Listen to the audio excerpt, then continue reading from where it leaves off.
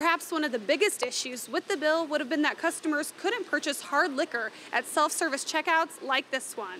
To help put that into perspective, that's about the same number of seats that are here at the Memorial Coliseum, which is roughly 12,000. If urban chickens become legal in Fort Wayne city limits, you'd be able to use your chickens for this, but not for this.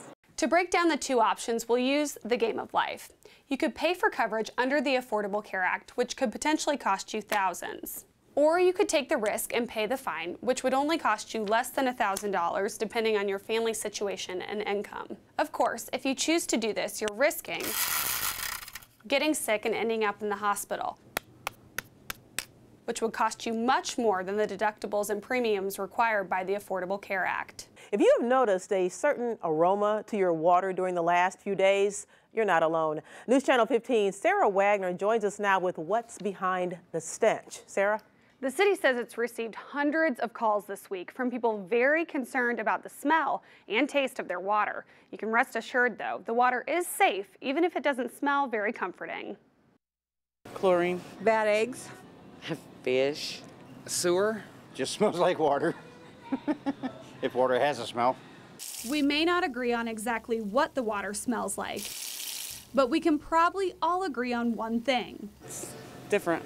If you're wondering who or what to blame the smell of your water on, we can tell you it has nothing to do with what goes on here at the city's water filtration plant. Instead, point your fingers to this. The snow and ice melting quickly into the river is our culprit. As it runs towards the river and into the river, it carries with it all kinds of things, sticks, debris, manure. The St. Joe River supplies our water. Once it gets back to the city's filtration plant, it gets treated differently based on what it brings in with it. It's a balancing act of all the chemicals when there's a runoff. So we're increasing some chemicals, we're decreasing other chemicals. While the smell may be unfortunate, the city says it's not surprising. It's not uncommon at all. It happens in the spring very often.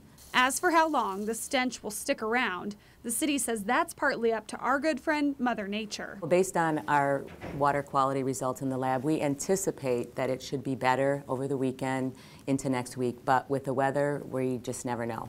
While you wait for the smell to fade, the city recommends putting your water in the fridge. It says you won't notice the smell as much if the water is colder. The city also wants to reinforce the fact that the water is indeed safe to drink. What's going to cause you to get sick is bacterial and bacteriological species, and we check for that 6 times a day. So the question everybody really wants to know, what's in the water? A little technical, but here it is. The plant is using powdered activated carbon and a touch of chlorine, neither of which will hurt you. So drink up and maybe plug your nose. Sarah Wagner, News Channel 15. I'm the second owner of the Deer Park. I bought it from Mrs. Brown, who never wore a frown. Meet Tony Henry, Publican of the Deer Park. Tony used to deliver orange juice to the pub. Once Mrs. Brown turned 80 years young, she decided it was time to sell the place. I've had it for 18 years now.